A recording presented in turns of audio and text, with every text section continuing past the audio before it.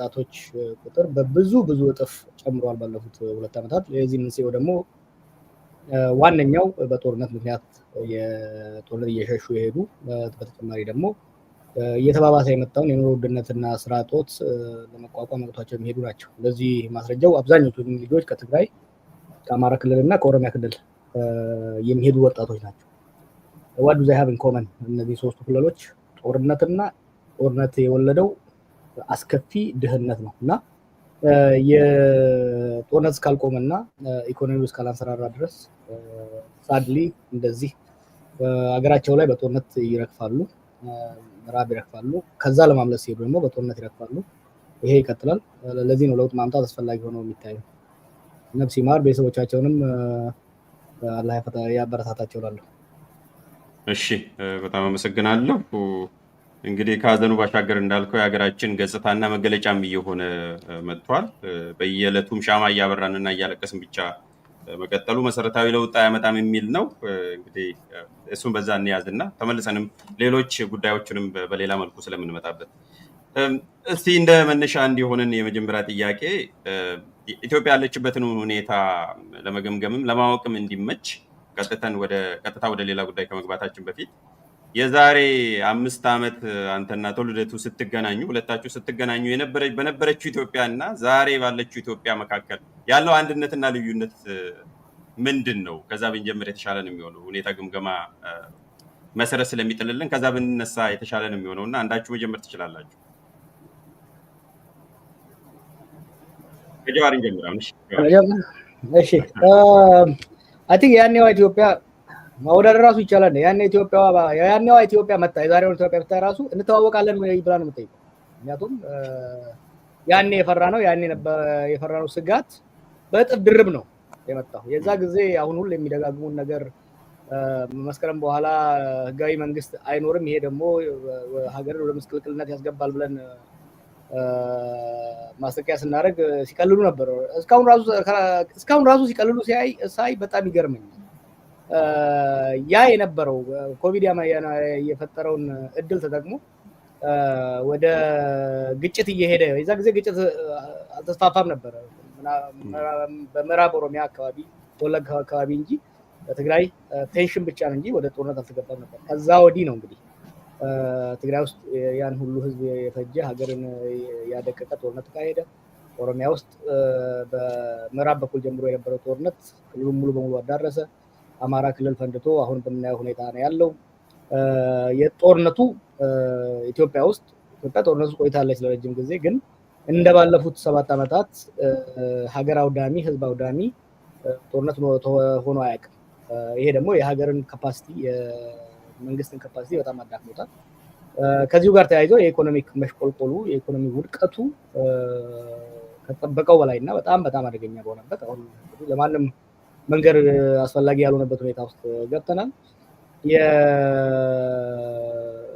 በሴኩሪቲ ረገድ በሀገራችን ምናልባት ለመጀመሪያ ጊዜ ዜጎች በዋና ከተማ ዙሪያ ያሉ ዜጎች በጠረፍ ሪሞት ኤሪያ የምንለው ፐሪፌሪያል የምንለው ሳይሆን ድሮ ሴኪር የሆነ የሃይላንድ ፕላቶ ሴትለር የሆነ ሴትልድ አግሪካልቸራሊስት የሆነ ማህበረሰብ አርሶ የማይገባበት ነጋዴ ወጥቶ የማይገባበት ከዚህ ጋር ተያይዞ የሀገር ውስጥ ንግድ የሀገር ውስጥ እርሻ ምርት የቀነሰበት የውጭ ኢንቨስትመንት የደረቀበት ይሄ ኢኮኖሚን በጣም ያዳከመበት ሁኔታ ያለው። ሶስተኛውና ትልቁ ውድቀት ደግሞ የዲፕሎማሲ ውድቀት። የዲፕሎማሲ ውድቀት ብዙ ጊዜ አቴንሽን ሰጥተን አልተወያየ ነው። ኢትዮጵያ አሁን ያለችበት የዲፕሎማሲ ውድቀት ኢትስ ኢንክሬዲብል። ኢትዮጵያ ያኔ እኛ ውይይት ስናደርግና ፓርትነር ስናደርግ ገና ነበር እየጀመረ ያለው። ኢንፋክት ኖቤል ሽልማት የተገኘበት ብዙ ነገር የሚደረግበት ጊዜ ነበር።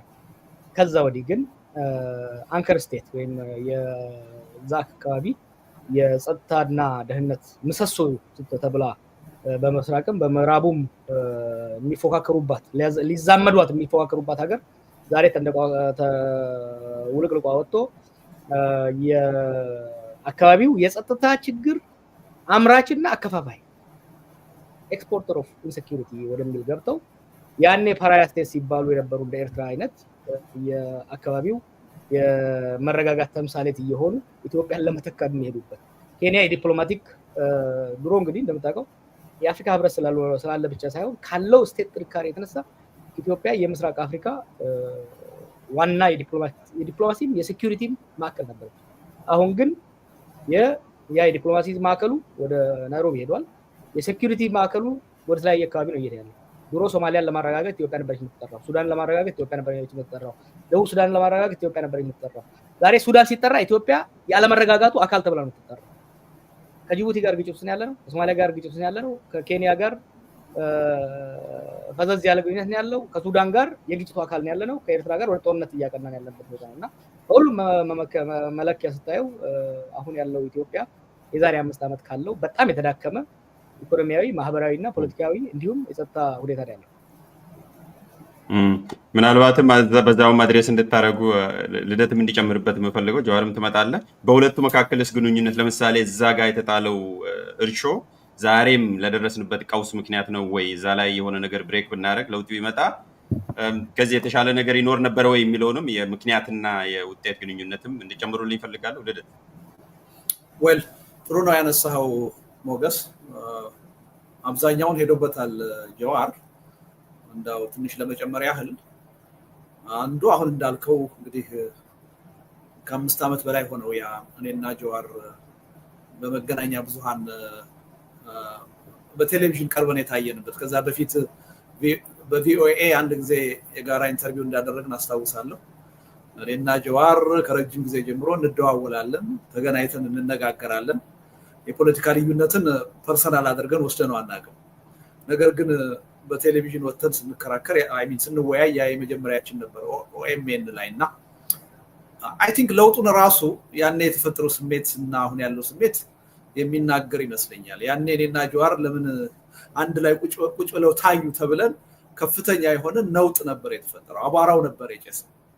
በፍጹም በቃ በአገር ጉዳይ ተገናኝተን ለመነጋገር የሚያስችለን የጋራ ጉዳይ እንደሌለን ተደርጎ በአንድ በኩል በገዢው ፓርቲና በደጋፊ በሌላ በኩል ደግሞ በተቃዋሚው ጎራ እንዴት ሁለቱ ይገናኛሉ ተብሎ ትልቅ አቧራ ነበር የጨሰው። የዛሬው ውይይታችንም ገዢውን ፓርቲ ምናልባት በተመሳሳይ ሁኔታ ሊያስደነግጥ እንደሚችል እገምታለሁ። ምናልባት ይሄኛውን ጣልቃልገው እንዳው ላስታውስ በመልስ ስትሰጥ ከኢሳያስ አፈወርቂ ይልቅ ጀዋር መሐመድ ይቀርበኛል ብለህ ተናግረህ ነበር የዛሬ 5 ዓመት። እንደዛ ብሎ ለመናገር ሁሉ የሚያስገድድ ነበር። አሁን ይሄ ንግግር ምንም ያን ያህል የተለየ ንግግር አይደለም፣ ግን ያን ያህል ለመናገር የሚያስገድድ ነው የነበረው እና ያኔ ብዙ ጫጫታ ተፈጥሮ ነበረ በመንግስት ዙሪያ ብቻ ሳይሆን በተቃዋሚው ጭምር። እኔ እርግጠኛ ነኝ አሁን የመንግስት ኃይሎች መንጫጫታቸው አይቀርም። ተቃዋሚው ግን የሚደነግጥ አይመስለኝም። አሁን እንደውም ደስ የሚለው ይመስለኛል። የሚጠብቀው ነገር ነው ብዬ አምናለሁ። ይሄ ለውጡን ያሳያል። ያኔ በመካከላችን አሉ የምንላቸው የፖለቲካ ቅራኔዎች፣ ችግሮች ከአሁኑ ጋር ሲነጻጸር ኦልሞስት ኢምንት ነበሩ ማለት ይቻላል። ቅልጦት ሆነዋል። አሁን እድሜ ለፒፒ በዛ ጊዜ የነበሩትን ልዩነቶች አሁን ቅልጦት አድርጓቸዋል። እና እኔ ሁለት ነገሮችን በማየት ያኔ የነበርንበት ጊዜና አሁን ያለንበትን ሁኔታ ማነጻጸር የሚቻል ይመስለኛል። ያኔ አሁን ስናነሳ የነበረው ነገር በስልጣን ላይ የነበረው መንግስት በህገወጥ መንገድ ስልጣኑን ማራዘም የለበትም የሚል ነበር። ይሄ አደገኛ አካሄድ ነው። ለምን? በዛን ወቅት በስልጣን ላይ የነበረው አካል ኢትዮጵያን ወደ በጎ አቅጣጫ ይለውጣል ተብሎ ተስፋ የተጣለበት አካል ነው የነበረው። ይሄ አካል ህግን ጥሶ የራሱን ስልጣን በህገወጥ መንገድ ማራዘም ከቻለ ወደፊት ትልቅ አደጋ ይዞ ይመጣል የሚል እምነት ስለነበረ አንደኛ የህግ መጣስን ነው ስንቃወም ነበር። ሁለተኛ ከዚሁ ጋር ተያይዞ ይሄ በበጎ መንፈስ ህዝቡ ያየው የለውጥ ሂደት ሊኮላሽ ይችላል፣ ሊጨናገፍ ይችላል የሚል ስጋት ነው የነበረው። የለውጥ ሂደት አሁን ከህግ የበላይነት ጥያቄ ከለውጥ ሂደት መስመርና መጨናገፍ ጥያቄ አልፈን እንደ አገርና ህዝብ መንግስት ኖሮን እንቀጥላለን ወይስ አንቀጥልም የሚል የህልውና ፈተና ላይ ወድቀናል። እና ሰፊ ልዩነት ነው ያለው ማለት ነው። እና በእርግጥም ያኔ ያነሳናቸው ስጋቶች የነበሩን ስጋቶች ምን ያህል ተጨባጭ ስጋቶች እንደነበሩ ወደፊት ሊመጣ የሚችለውን ደግሞ አደጋና ችግር አስቀድመን መገመትና ማሽተት ችለን እንደነበረ ያሳየ መድረክ ነው የሚመስለኝ እና እርግጠኛ ነኝ አብዛኛዎቹ ተመልካቾች ያን ወደ ኋላ መለስ ብለው ማስታወስና ሊወሰድ የሚገባውን ትምህርት ይወስዳሉ የሚል እምነት አለኝ እና ስፋቱ ከፍተኛ ነው ማለት እችላለሁ። ነገር ግን እንደው በዚህ አጋጣሚ ሞገስ አንዳንድ ሚዲያዎች ላይ አንዳንድ ትችቶች ከዛ መድረክ ጋር ተያይዞ ሲቀርቡ እሰማለሁ። ጀዋርና ልደቱ ከመስከረም 30 በኋላ መንግስት አይኖርም ይፈርሳል ብለዋል እየተባለ ሲነገር እሰማለሁ። እንደዛ አላልንም እኛ ልንልም አንችልም። ያለው ህጋዊ የሚባል መንግስት አይኖርም ነው ያለው እንጂ በህገወጥ መንገድ መንግስት ሊቀጥል እንደሚችል እናውቅ ነበር፣ በግልጽም ስንናገር ነው የነበረው። ይሄን ሁኔታ ግን በተዛባ ሁኔታ ወስደው የመንግስት እድሜ ከመስከረም 30 በኋላ እንደሚያልቅለት እንደሚፈርስ አድርገን ያልተገባ ግምገማ እንዳደረገን የሚናገሩ ሰዎች አሉና እንደው በዚህ አጋጣሚ ሁኔታ ጉዳዩ ስለተነሳ ማረሙ ተገቢ ነው ብዬ ነው እና ሰፊ ነው ለውጥ ለማለት ነው በአጠቃላይ። አመሰግናለሁ። እዚህ ላይ ምናልባት ጀዋርም የሚጨምር ነገር ካለ እንዳውም አንዱ የሚሉት ይዤዋለሁ ምንድነው ከአማካኝ በታች ደካማ የሆነ መንግስት ነው ያሉት የመስከረም 30 ቀጠሮ የተሰጠው መንግስት ይሄው 5 ዓመታትን ተጨማሪ የስልጣን ዘመን ይዞ ቀጥሏል የሚል ነው። ማንሳት ካልቀረ ኢን ኤ ዌይ እነሱ ያሉት ከመስከረም 30 በኋላ መንግስት የለም ብለው መንግስት 5 ዓመት ከዛ በኋላ ቀጥሏል የሚል ነው እንደ ትችትም የሚቀርበው። እንኳንም አነሳው ጀዋር የምትጨምረው ነገር አሁን በተነሱት ነገሮች ያኔም ዛሬም እኮ ከነሱ ጋር ያለ ልዩነት ግልጽ ነው። ያኔም እኔም ልደቱም አይ ቲንክ ግርማ ጉተማ መሰለኝ ኢንተርቪው ያደረገን ስናገር ያሳሰበን የሀገር ህልውና ነው የሽግግሩ ከዛም ደግሞ የሀገር ህልውና ስላሳዘበን ከመስከረም 30 በኋላ በተለይ የዛ ጊዜ ከህወሓት ጋር የነበረው ሽኩቻ እየከረረ ስለሄደ መቀሌና አዲስ አበባን የሚያስተሳስረው ህገ መንግስታዊ ሂደቱ ስለሆነ ከመስከረም 30 በኋላ የሚኖረው መንግስት በውይይትና በስምምነት ካልሆነ የሚያስተሳስረው ገመድ ይበጠሳል። ይሄ የመንግስትን ቅቡልነትና ህጋዊነት በማሳጣት ወደ ግጭት ያመራል። ይሄ ደግሞ ለሀገር ጠንቅ ይሆናል ነው። ያኔም ግን እነሱ ፎከሳቸው ምንድነው? ወንበሯ ነበረች። ከዛ ወዲህ በወንበሯ ቆይተዋል። ቆይተዋል። ግን ያኔ የነበረው የኢትዮጵያ መንግስትና ዛሬ ያለው የኢትዮጵያ መንግስት እኩል ነው አይደል? ዛሬ ያለው የኢትዮጵያ መንግስት የተሽመደመደ ትግራይ ኢትዮጵያ ፕራክቲካሊ የኢትዮጵያ መንግስት አካል አይደለችም ዛሬ ፕራክቲካሊ ስፒኪንግ። ዝም ብሎ ቴሪቶሪያል ኢንቴግሪቲ ምናምን ካላልን በስተቀር በፌደራል መንግስትና በትግራይ መካከል ኮሄሲቭ የሆነ ስቴት አይደለም ያለው። አብዛኛው የአማራ ክልልና አብዛኛው የኦሮሚያ ክልል ከመንግስት ቁጥጥር ውጭ ነው ያለው ኢንክሉዲንግ ሱሉልታ ከሱሉልታ ወጣ ስትል ማለት ነው። እና ምንድነው ስልጣን የመንግስት ፓወር ሲባል ኢትስ አቢሊቲ ቱ ብሮድካስት ፓወር ቫዮለንስ ኮንትሮል ማድረግ በዛ ክልል ውስጥ ያለው ማህበረሰብ ለመቆጣጠር እና ሰርቪስ ፕሮቫይድ ለማድረግ ያለው ካፓሲቲ ነው። አብይ በወንበሯ ቆይቷል። የአብይ ወንበር ግን ከኮሪደሩ አያልፍም። አሁን የኮሪደሩ መብራቶች አሉና የአብይ ስልጣን ከኮሪደሩ አያልፍም። ሳድሊ የአብይ ስልጣን ብቻ አይደለም የኢትዮጵያ ሀገረ መንግስት ስልጣን በኮሪደሯ ሊሚት ነው። ቅድም አነሳሁልህ ዛሬ ያለው ኢኮኖሚና ያኔ ያለው ኢኮኖሚ አይመጣጠንም። ያኔ የነበረ የዓለም ቅቡልነትና የዲፕሎማሲ ቅቡልነት ዛሬ እኮ ራሽያ፣ ቻይና እና አሜሪካ ሊዛመዱ ሲፎካከሩብን የነበሩ ነገሮች ወደ ጎን ተረስተናል። ዛሬ ለአፍሪካ ምስራቅ አፍሪካ የዲፕሎማሲ ጉዳይ ናይሮቢ ነው የሚካሄደው። እኛ የችግር መንስኤ ሆነን ታይተናል። ዲፕሎማሲ የደረሰብን ኪሳራ ቀላል ኪሳራ አይደለም። ወንበር ይዞ መቀጠል ሊሆን ይችላል። አሰድ የሲሪያው አሰድ ሁሌ እንትን ብለው 13 ዓመት በስልጣን ላይ ቆየ።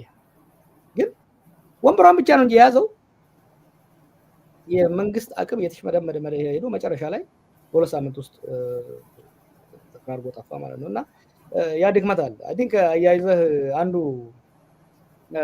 ያኔ ለኔም መታሰር እና ሌሎች ነገሮች ተያይዞ የመጣው ከልደቱ ጋር የነበረው ኢንተርቪው በጣም ወሳኝ ነበር። እዛም ሲጠያይቁኝ ነበር። አንድ የተረዳሁት ነገር ነበር። ልደቱ አርሚ የለውም፣ እኔም አርሚ የለኝም። የዛ ጊዜ ትልቅ አርሚ ነበረውና ወይ ሊታገላቸው የሚችለው ህወሓት ነበር ወይ ሌሎች ድርጅቶች ነበሩ። ለምን ይሄ ሁሉ ረበሻቸው ስትል ለሀሳብ ባትልፊልድ ዝግጁ እንዳልሆኑና ለዛ ብቃት እንደሌላቸው ያ እንደሚያስፈራቸው አንድ። ሁለተኛ የኢህአዴግ ልጆች ስለሆኑ ኢህአዴግ ደግሞ ሜን ኦብጀክቲቭ ሞን ስትራቴጂው ከፋፍለ ግዛ ተቃዋሚውን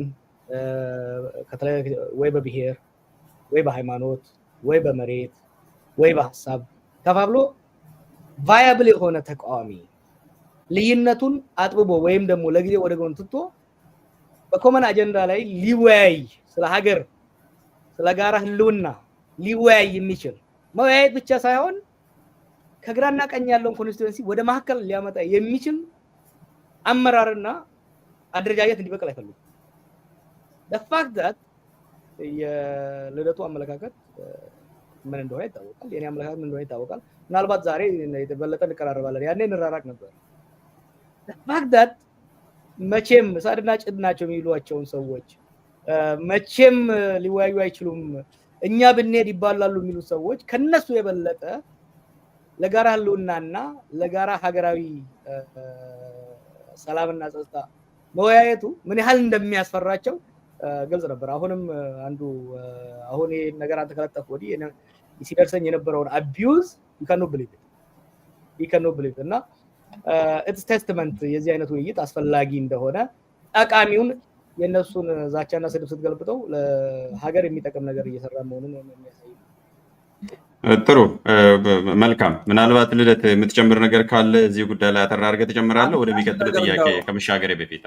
አንድ ነገር ጀዋር ሲናገር አስታውሰኝ ነው ያኔ እኔና ጀዋር ስንቀርብ ሁለት ርዕሰ ጉዳዮች ናቸው የነበሩት። አንዱ ከኮሮና ቫይረስ መምጣት ጋር የተያያዘ ነው። ሁለተኛ ያው ከመስከረም 30 በኋላ መንግስት በህገወጥ መንገድ ስልጣኑን ለማስቀጠል እያደረገ የነበረውን ዝግጅት በሚመለከት ነበረ ውይይት ያደረግነው እና በልዩነቶቻችን ላይ ለመከራከር የሚያስችለን መድረክ አልነበረም። ምክንያቱም እነዛን ሁለት ጉዳዮች ለመነጋገር ነው ቀጠሮ ይዘን የተገናኘ ነው እና አንዳንድ ደጋፊዎቻችን ቅሬታ ነበራቸው። እንዴት ሳትከራከሩ ትወጣላችሁ? የተለያየ ልዩነት አላችሁ፣ እሱን ማዳመጥ ፈልገን ነበር የሚል ቅሬታ ነበረ። እኔ ቅሬታውን በመጥፎ አልወስደውም ያኔ። ምክንያቱም ያኔ የነበረው ሁኔታ በልዩነት ላይ ብንከራከር ችግር ያለበት ወቅት አልነበረም። እንዳውም ታስታውስ እንደሆነ ጀዋር አወያዩ ግርማ ነበር አይደለም ያኔ። ከሱ ጋር ሁሉ ተነጋግረን መጨረሻ ላይ ቀጠሮ ለመያዝ ሁሉ እየተዘጋጀን ነበረ። አንዳንድ ክርክሮችን የተሻሉ ውይይቶችን በልዩነቶቻችንም ላይ ለማድረግ ቀጠሮ እያያዝን ነበረ። ያው መንግስት ተደናገጠ። ከዛ በኋላ እኔንም እሱንም ወደ እስር ቤት ወረወረን እንጂ ባይሆን ኖሮ ተገናኝተን መከራከራችን አይቀርም ነበረ። ነገር ግን አሁንም ምናልባት ያን የሚጠብቁ ሰዎች ሊኖሩ ይችላሉ። አሁን እሱን አገዛዙ ቅልጦት አድርጎታል። እውነቱን ለመናገር በጀዋር በኩልም ተመሳሳይ ስሜት ያለ ይመስለኛል። የመከራከር አፒታይት አሁን እኔ የለኝም። ምክንያቱም ፋይዳ የለውም። የሁላችንም ህልውና የህዝባችንም ህልውና ከባድ የሆነ አደጋ ውስጥ ነው ያለው፣ ጥያቄ ውስጥ ነው ያለው። በዚህ ወቅት በኢኮኖሚ መስክ፣ በማህበራዊ፣ በፖለቲካ፣ በዲፕሎማሲ ምን ልዩነት አለን ምን አንድነት አለን እያልን መከራከሩ ምንም ከጊዜው ጋር የሚመጥን አይመስለኝም። አሁን የጋራ ጉዳዮቻችን ላይ የህልውና ጉዳያችን ላይ አተኩረን በጋራ እንዴት ነው መስራት ያለብን? እንዴት ነው መተባበር ያለብን? ተባብረን የህዝቡን ትግል አጠናክረን ለውጤት የምናበቃው ለድል የምናበቃው እንዴት ነው በሚለው ላይ ነው ጊዜያችንን ማጥፋት ያለብን ብዬ ነው የማምነው። እና ምናልባት ያኔ ለምን አልተከራከራችሁም ያላችሁን ሰዎች አሁን ይሄው ሳናስበው ሁላችን ጊዜው አለፈበት እና መከራከርን ራሱ አገዛዙ ቅልጦት አድርጎታልና እሱን ብዙ አትጠብቁ ማለቴ ነው። ግን በመሃል ደግሞ የሚያወያየን የሚያከራክረን ነገር ከተነሳ መከራከሩ ችግር የለም። ዋናው ፍላጎታችን ግን እሱ አይደለም። ጊዜው አልፎበታል ማለት ነው። ሞገስ አንድ እዚሁ ጋር ተያይዞ የሚመጣ ነገር አለና ሰሞኑን አሁን ከወንድምህ ከኦሮሞ አብይ ልደቱ ይቀርብሃል ወይ ከልደቱ ጋር ለምን ትላለህ የሚል ጥያቄ አስተዋልና I want to clearly respond yes ከአብይ አህመድ ልደቱ ይቀርበኛል። ልክ ልደቱ ለነ ኢሳያስ ያኔ ያለው ለምን እኔ እስከማውቀው ድረስ ልደቱ አያሌው የኦሮሞን ህዝብ እየገደለ አይደለም፣ ህዝብ እያፈናቀለ እየዘረፈ አይደለም። እንወያይ፣ እንታረቅ፣ ሀገራችን ህዝባችንን በጋራ ውይይት እናድን ነው እያለ ያለው።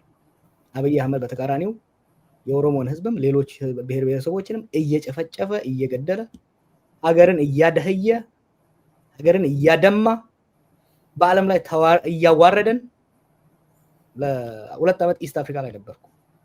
የዛ አካባቢ አመራሮችን ሳገኝ ምንድነው መግቢያ ነው የምታጣውና ያ ጥያቄ ስላለ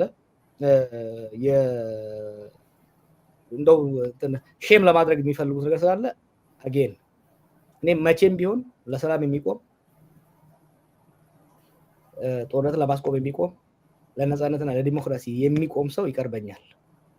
የእናቴ ልጅ ከእናቴ አብራክ የወጣ አንድ ጡት አብረን የጠባን ሰውም ቢሆን ህዝቦችን የሚገል የሚጨፈጭፍ የሚዘርፍ ሊቀርበኛ አይችልም። ከባዕድ ከሩቅ አይደለም አንድ ሀገር የአንድ ዜጋ የአንድ ፓስፖርት ያለን ሰዎች ተውና ለምን ከቻይና አይመጣም? ለሰላም የሚቆም ለዲሞክራሲ የሚቆም ለእኩልነትና ለፍትህ የሚቆም ኃይል ይቀርበኛል ለማለት ያህል። በጣም ጥሩ። እግረ መንገዱንም ያነሳው ነገር ቀድማችሁ ነካካችሁት ጥያቄ አለ። እንግዲህ ኢምፕሊሲትሊ የተስማማችሁ መስሎኝ ነው። አሁን የገጠመን የፖለቲካ ቀውስ አቶ ልደቱ የህልውና አደጋ ብሔራዊ ህልውና አደጋ አድርጎ ነው ብሔራዊ የሚለውን የተጠቀምኩት ሀገራዊ ህልውና አደጋ ነው ብሎ ነው።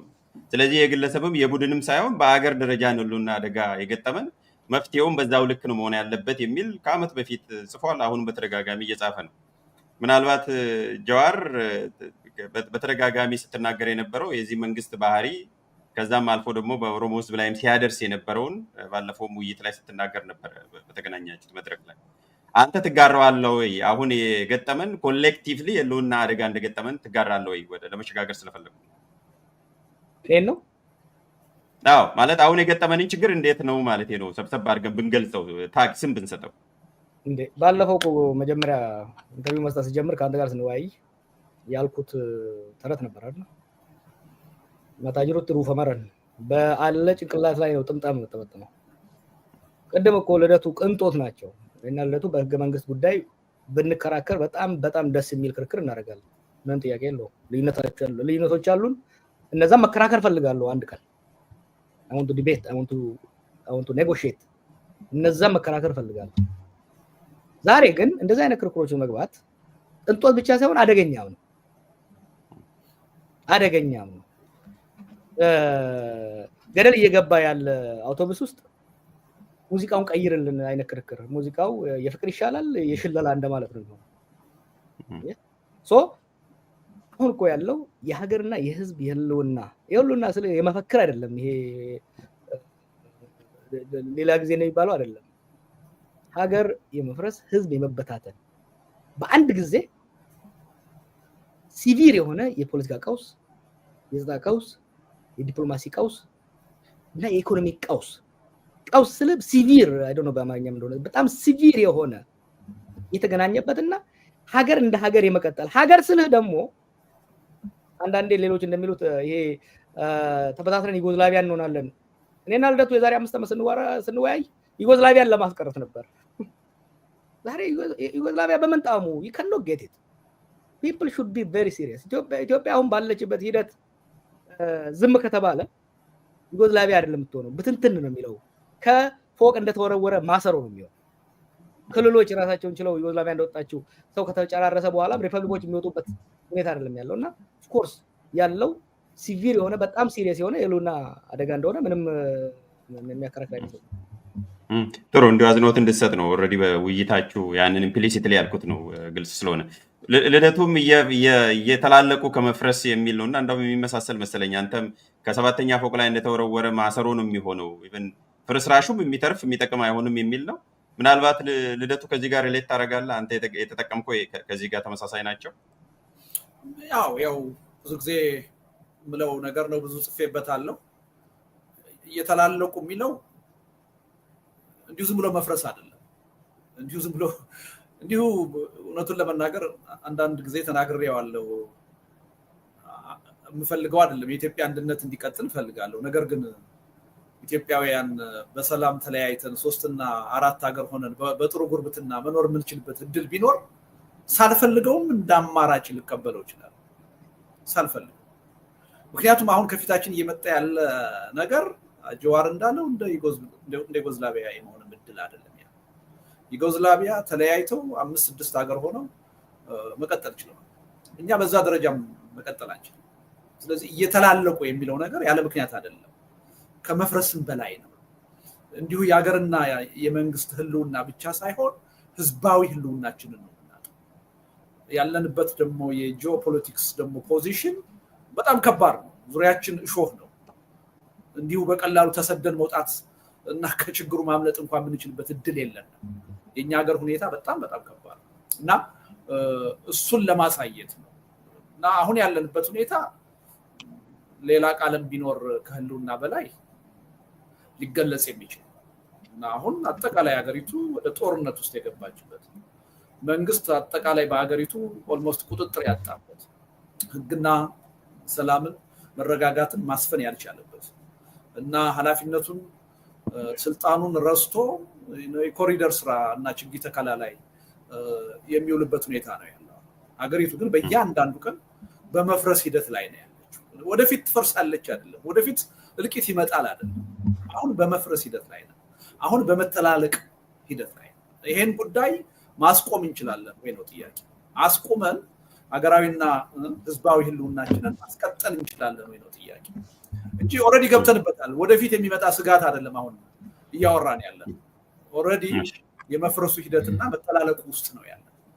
ማስቆምና እንደገና መቀጠል እንችላለን ወይ ነው ጥያቄውና እጅግ ከፍተኛ እና ውስብስብ ፈርጀ ብዙ የሆነ ችግር ውስጥ ነው ያለን። ጥሩ መልካም።